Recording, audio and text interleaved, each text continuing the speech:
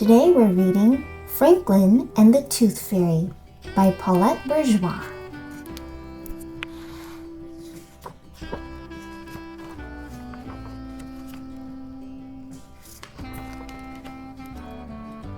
Franklin could count by twos and tie his shoes. He had lots of good friends and one best friend named Bear. Franklin and Bear were the same age. They lived in the same neighborhood. They liked the same games. But one morning, Franklin discovered a way that he and Bear were different. Waiting for the school bus, Bear put his paw in his mouth and wiggled a tooth back and forth. It jiggled and wiggled, and then, with a tug, it came out. "Look at this," said Bear.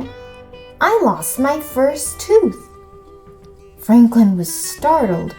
There was even a little blood on the tooth. "That's terrible. How are you going to tell your mother?" Bear laughed. "My teeth are supposed to fall out," said Bear. "It makes room for my grown-up teeth." Franklin ran his tongue around his gums. They were smooth and firm, and completely toothless. "I don't have any teeth," said Franklin.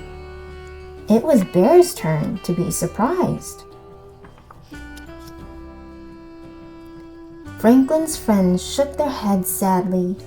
"Too bad," they said. Franklin wondered why. He had never needed teeth before.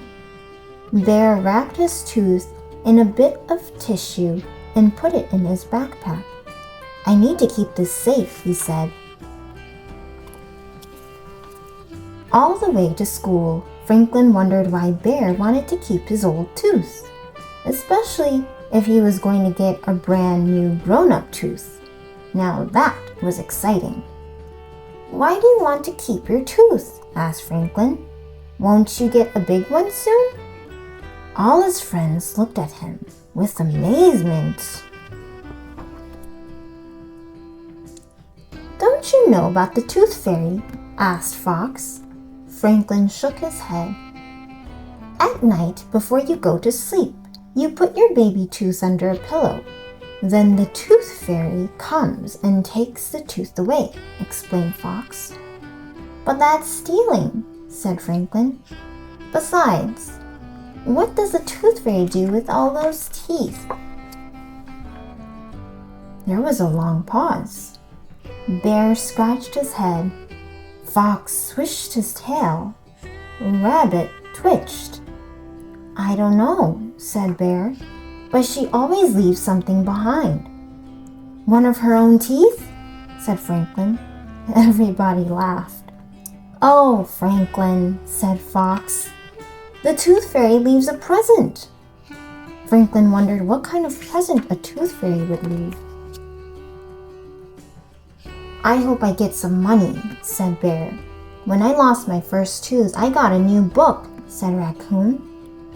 "I got crayons," Fox said. Franklin rubbed his gums. He wished he had a tooth to leave for the Tooth Fairy. He wanted a present too. Bear showed his tooth to Mr. Owl as soon as he got to school. Mr. Owl was very excited. "Losing your baby teeth means you are growing up," he said. Franklin did not say anything. He had no teeth, but he wanted to feel grown up too. Franklin was quiet for the rest of the day. Even at home, Franklin was quieter than usual. "What's wrong?" asked Franklin's mother. "I don't have any teeth," he answered. "Neither do we," said his father. "That's the way turtles are." "But I want teeth," said Franklin. His parents looked surprised. "My friends get presents from the Tooth Fairy when they lose their teeth," said Franklin. "Why do they get presents for old teeth?" asked Franklin's father. "Because it means they are growing up," said Franklin. I see, said his father. That night, just before bed, Franklin had a good idea. Perhaps tooth fairies did not know that turtles have no teeth. He found a tiny white rock to put under his shell. He asked his mother to help him write a note. It read, "Dear Tooth Fairy, this is a turtle tooth. You may not have seen one before. Please leave a present. Franklin." There's the white rock. That's the turtle tooth. There it is right there. And there's Franklin sleeping. Franklin woke up very early the next morning. He looked under his shell. The rock was gone, but there was a note instead of a present. He ran to his parents' room. "What does it say?" he asked. Franklin's father put on his reading glasses. It says, "Dear Franklin, sorry, turtles don't have teeth. Good try. Your friend, the Tooth Fairy." Franklin was very unhappy until he noticed a big wrapped package near his breakfast bowl. "Open it," said Franklin's mother. Inside was a beautiful book. "Who is it from?" asked Franklin. "From us," said his parents, "to celebrate your growing up." Franklin stood very tall. "Thank you." From then on, Franklin didn't worry about being different from Bear. He knew that in all the important ways, he and Bear were exactly the same.